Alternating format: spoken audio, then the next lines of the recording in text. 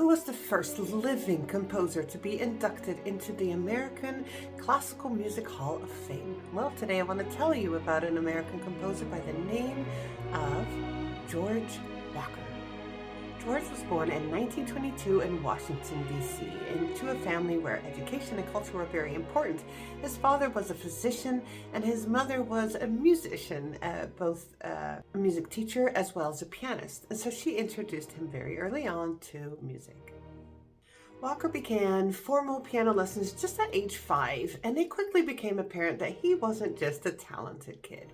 He was truly a prodigy. He wasn't just able to play very well, he was able to play very difficult repertoire from memory. He understood complex harmony. He just grasped music in a way that was just not a normal thing.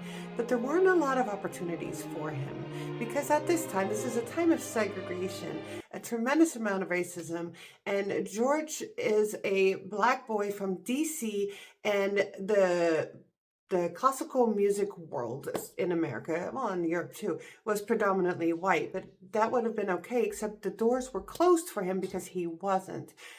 But despite all that, it was undeniable the amount of talent that this kid had.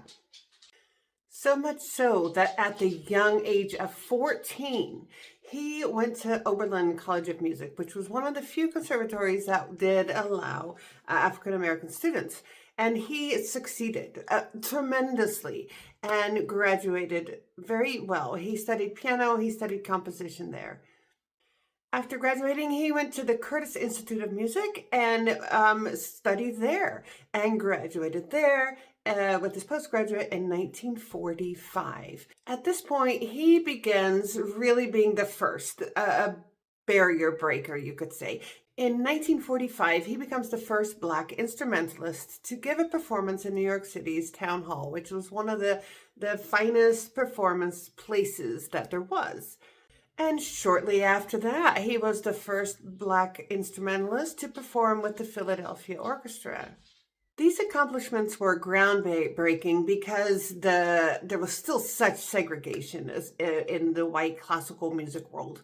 And so despite his success, many conductors, many directors, many stage managers, they were very reluctant to hire someone to hire him because he was African American, instead of just hiring someone based on the talent, the proven talent that he had.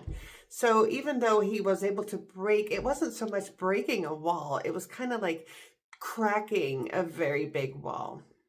He believed deeply in education, and so he went on and got his PhD. He got a doctorate in music from the Eastman School of Music. And so now he was one of the most educated classical music composers in America.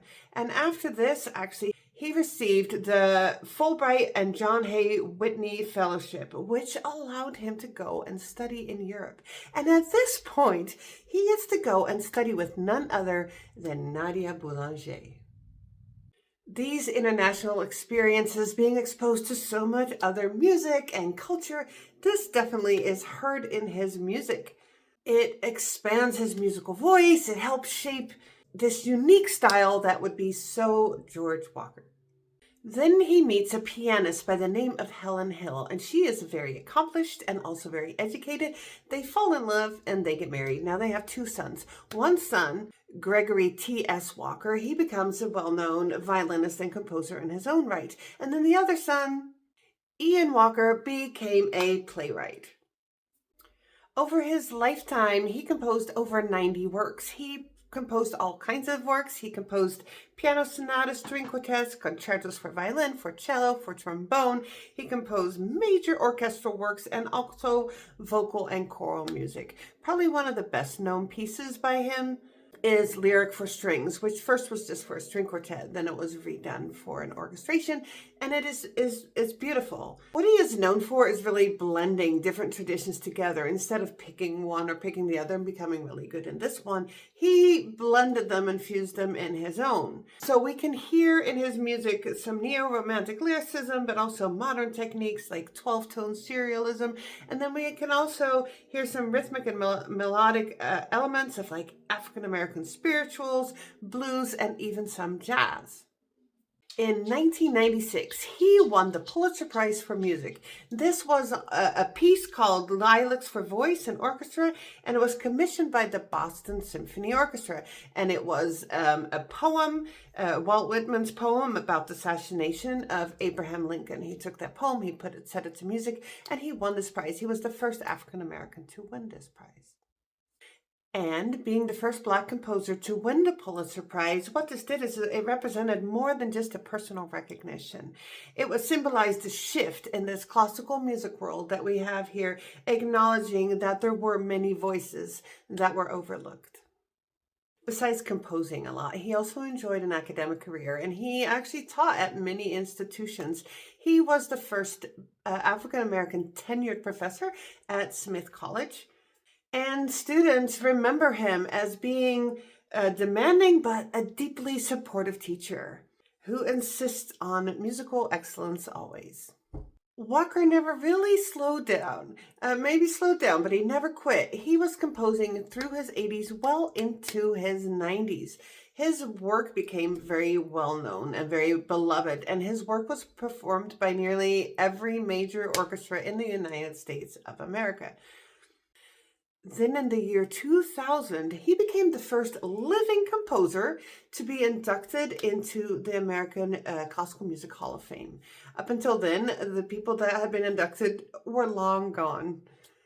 Safe to say that by this time, he definitely was recognized as one of the most important American composers of the 20th century. He lived a remarkably long life, and then at the age of 96, in 2018, he passed away. He had a great career, both as a performer, as a composer, and as an educator. He was at the top of his field in all of these.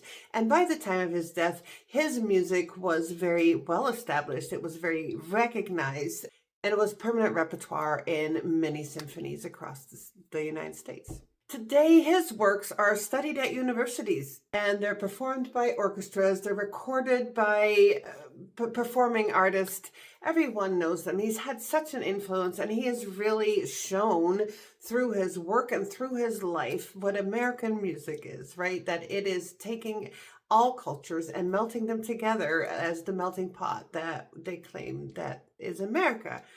He lived a lifetime of determination, of brilliance, and in his way, a quiet revolution. Go and listen to something by George Walker.